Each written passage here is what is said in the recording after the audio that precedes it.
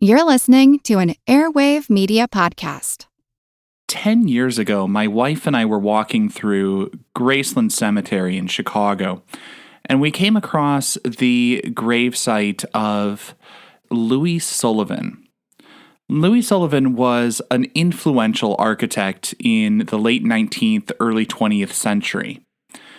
And as we saw his grave marker, I noticed the inscription said that it was paid for by Frank Lloyd Wright. And it reminded me of something that one of my old art history professors had sort of shared as an aside. And he said, Louis Sullivan was such a brilliant artist and architect that his influence would last for 100 years, but he was such a pain to work with that despite everybody knowing he was really the most qualified for the job, they wouldn't give him jobs. And he died with his career in ruins. He died penniless. I always thought that was kind of an exaggeration by the professor, but his bright and promising career designing skyscrapers was effectively killed by his bad attitude and bad behavior. And in the end, he was left in such bad shape, he couldn't even put up his own gravestone. I feel like who art Ed? Try to spice it. Who art it? Mr. Wood art Ed me. Good. Either way, it's ambiguous. It works on so many levels. I know. That's off to a great start. Welcome to Who Arted, where we explore visual arts in an audio medium. I'm your host, Kyle Wood, and for this week's Fun Fact Friday, we're going to be focusing on Louis Sullivan and one of his iconic skyscrapers, the Carson Pirie Scott Building, or as it's known today, the Sullivan Center. In 1896, Louis Sullivan wrote about skyscrapers and architectural design in the Tall Building Artistically Considered.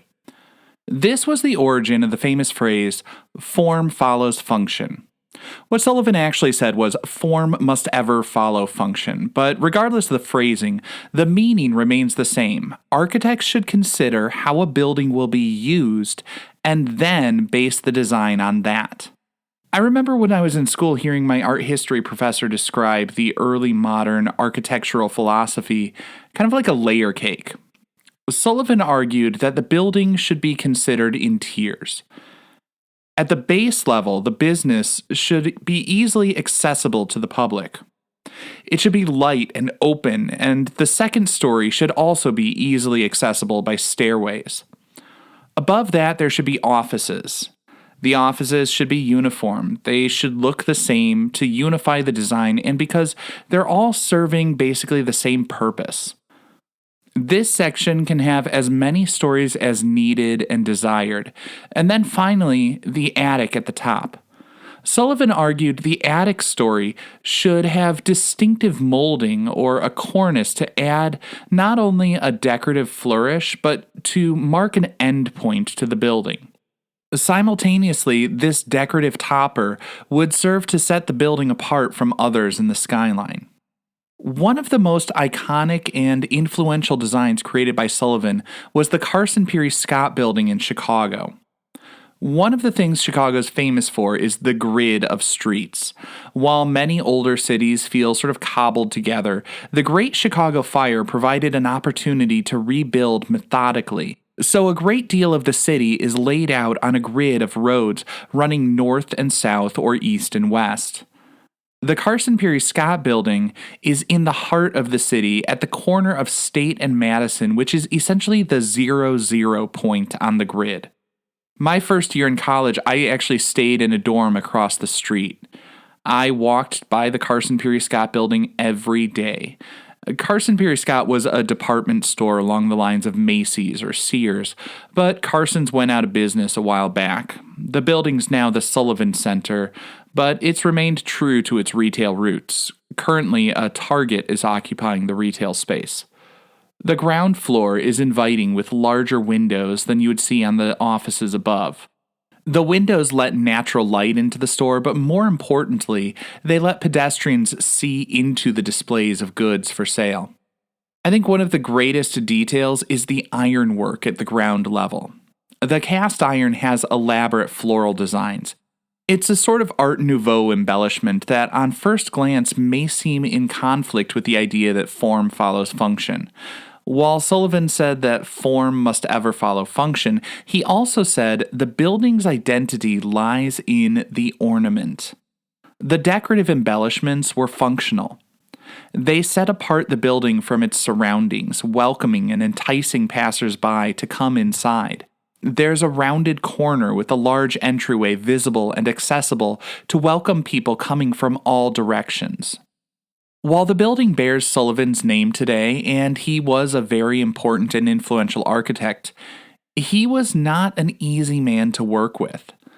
One of the things that many people leave out of the story of this building is the fact that a different architect, Daniel Burnham, was hired to complete the last phase of the building in 1906.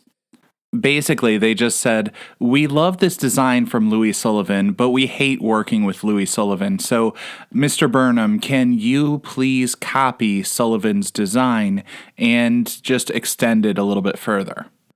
Louis Sullivan had a reputation for being a great artist, but an awful human, and his career suffered because of it. In the end, Sullivan died penniless. Another great architect, Frank Lloyd Wright, actually took up a collection and paid for Sullivan's burial and the stone inscribed to pay tribute to Sullivan's legacy. While the man may be gone, his words that form must ever follow function became a rallying cry for a generation of modern architects. Those words have been repeated in textbooks and etched into stone to live on, influencing generations of architects and designers to come.